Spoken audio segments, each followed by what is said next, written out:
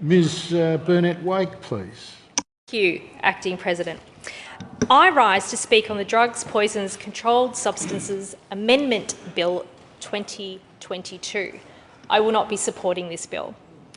Under this proposed legislation, people caught using or in possession of small quantities of drugs would be dealt with by way of drug education or treatment.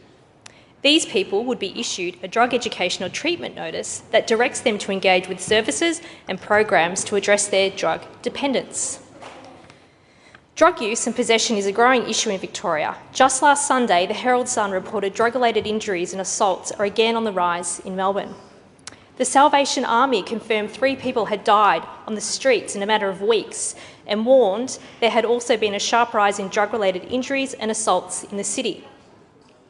Pictures alongside the article showed users injecting drugs into their arms in broad daylight in the middle of the city, just metres away from where children were playing.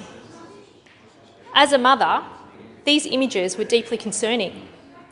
I understand drug use and possession is multifaceted and that many of these people need help. However, our children should not be exposed to this like it is some type of normal. I feel strongly that decriminalising drugs sends a message to the community that there is no real consequences for this type of behaviour, when in reality, the impacts of drug use are far-reaching and affect the broader community in a number of ways. We've been told when presented with this bill that decriminalisation does not increase drug use. In a paper published by Drug Free Australia, data shows that when South Australia decriminalised cannabis in 1987, followed by the ACT in 1993, there was a spike in drug use. Data from the Australian Government's Household Survey shows sharp rises in use in both South Australia and the ACT, with use in the ACT also rising during the decriminalisation campaign. This bill isn't just about cannabis. It includes Class A, Class B and Class C drugs. This could be anything from heroin, cocaine, methamphetamines, LSD, and the list goes on. We have all heard about how drugs ruin lives. It has direct links to drug-related and drug-fuelled crime. Its consequences are so far-reaching that those who may have never done drugs in their lives are impacted.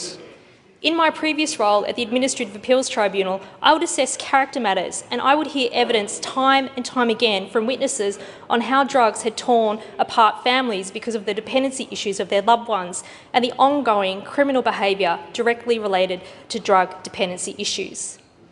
Victoria Police recognise that many thefts, home invasions and random attacks are often fuelled by drug addiction. Drug use needs to be deterred, and I'm concerned that education and treatment is not a sufficient deterrent. On top of this, drug education and rehabilitation programs are already incredibly overwhelmed in Victoria. Wait times to access treatment services soared when Labor imposed multiple extended lockdowns. Before the pandemic, wait lists were up to a year. Ms Patton said that there were 26,195 drug arrests for use and possession in Victoria last year. With the system already overwhelmed and backlogged, there is simply no capacity in the sector to provide tens of thousands of people with treatment programs, particularly given we already have tens of thousands on waiting lists. Further to this, the bill proposes that drug education or treatment cannot exceed 12 months. I find it ambitious to think that drug dependency issues, including those of lifelong users, will be fixed within 12 months and that these people won't be back in these programs after being caught again. If these people wanted to access drug education or treatment, they have been free to. I'm concerned that these notices may be an easy way out of a criminal conviction for people who do not want to change. The system is at risk of being overwhelmed by users who have been issued a notice. This would mean those who genuinely want to make changes have to wait even longer for a place in one of these programs. There is no limit to the number of treatment notices that can be issued under this bill. These people will quickly realise there are no consequences if they do not address their dependency issues. I have not seen any information as to what would happen if someone was unable to fulfil the order for educational treatment due to insufficient capacity of the sector. It means that charges would not be laid and the treatment would not occur, resulting in no action taken. I am overall concerned about increasing wait times for people who generally want help and the message decriminalising drugs will send to our community. drug use and possession is much more serious and has further reaching ramifications than most other offences that attract one penalty unit. It should be treated that way. We have diversion, we have drug courts, and we have the assessment and referral court. These mechanisms within the criminal system already exist to address underlying causes of offending. In the first year of the Dandenong Drug Court, reoffending dropped by almost a third after participants completed drug treatment orders. I would like to see the state government commit funding for the establishment of a further drug court at the Latrobe Valley Magistrates Court. My colleague, Ms Belina Bath, also a representative of the Eastern region, has advocated for this previously in Parliament. These drug courts exist for low-level crime, similar to what is proposed by this bill. Drug and alcohol treatment orders are one option available through the drug courts.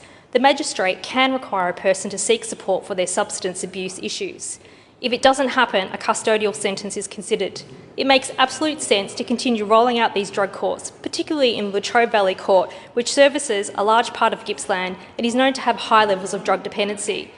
It is disappointing that the Latrobe Valley was not included in these first rollouts of drug courts, despite significant drug and alcohol harm in these eastern Victorian communities. Drug courts strike a balance between deterrence and rehabilitation.